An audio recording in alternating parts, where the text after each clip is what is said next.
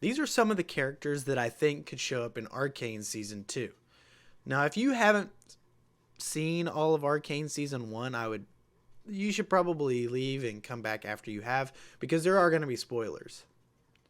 Now, number 1, I have Wart. As I already did a video on Wart, Vander is Wart. Now, at the end of Season 1, we see Singed working on him, starting the transformation. You can see his claw. In his story, Wart first dies, then actually completes the transformation of full wolf after Singed does all of his work on him. After this, he began killing because he wanted blood, but as memories and flashes of his past hit him, he changed from killing mindlessly to only killing those with blood on their hands, or murderers. I think we'll probably get to see these stages, at least some of it, of the transformation. It may not be direct, it may be more in the background. Say someone goes and visits Singed, like Victor again, and you see it in the background. But I think later there will be a moment where he becomes more central in the story, an actual part of the story. Now, I've seen a lot of people talk about Vi and Jinx seeing him, but unless someone tells them that this is Vander, or Warwick says something that makes them think he's Vander, I don't think they're really going to have that kind of discovery, because he does look very different. Number 2, I have Twitch. I believe Twitch very well could be this rat. There isn't a whole lot of evidence for or against. There's just one thing. He's a rat, and he was a product of experiments. It was a rat, and they did an experiment on it. I don't think he was really going to play a part in the story. I mean, in his written story that they have, he's in the sewers plotting the downfall of humanity, so I don't really think he would be able to play. But it would be really nice to see him maybe in the background or as a little side note. Now, number 3, I have Ergot. Now, Ergot is an interesting one.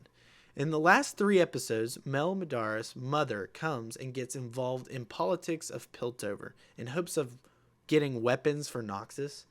The reason this is a big deal is because Ergot, before he became the mechanical spider wielding a railgun, he was an executioner for Noxus.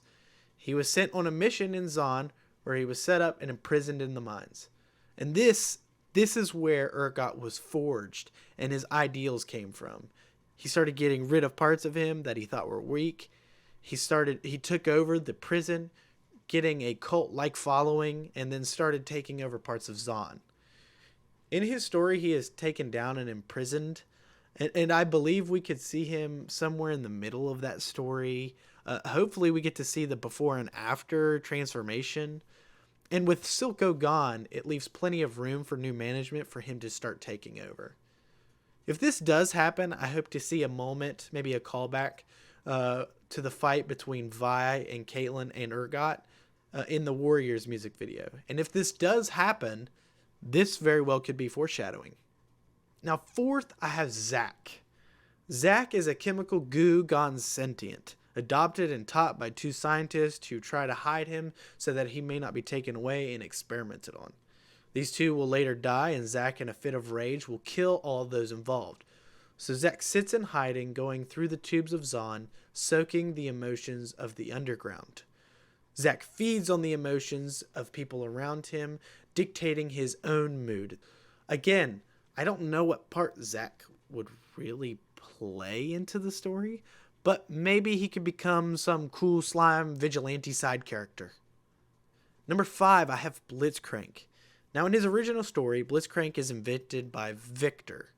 Originally a golem designed to clean toxic waste, Victor sees more, and he uses Hex Tech, gives him new life, and little did he know that because of the Hex Tech, he would go past his programming, become self-aware, and basically his own person. Blitzcrank roams the streets of Zon, doing what he seems fit to clean up the city, possibly seeing him take out factories for Shimmer. I think this is still very possible. Right now, the research and production of Hextech has stopped, but I believe a little something might push Jace back into production. Now, last but certainly not least, we have Dr. Mundo. A lot of people brought up Dr. Mundo in my Vander is Work video, but his story just simply doesn't match up. Mundo was once an enforcer for the Kim Barons. After stepping on the toes of his boss, he was sent to an asylum known for its mistreatment of patients. He was tortured and experimented on until he became what we know as Dr. Mundo, now going around trying to quote-unquote help people, killing all of them. I think with the development of Shimmer and the effects it had on people, I think it seems really easy to assume that this is how Mundo will be made. I again don't think Mundo would play a significant role in this story, but he would be super cool to see even as a side character or a side story. Thank you all very much for watching. I hope you all enjoyed the video. Let me know what you think. Let me know if you think I missed somebody who may show up. And I will see you all in the next video.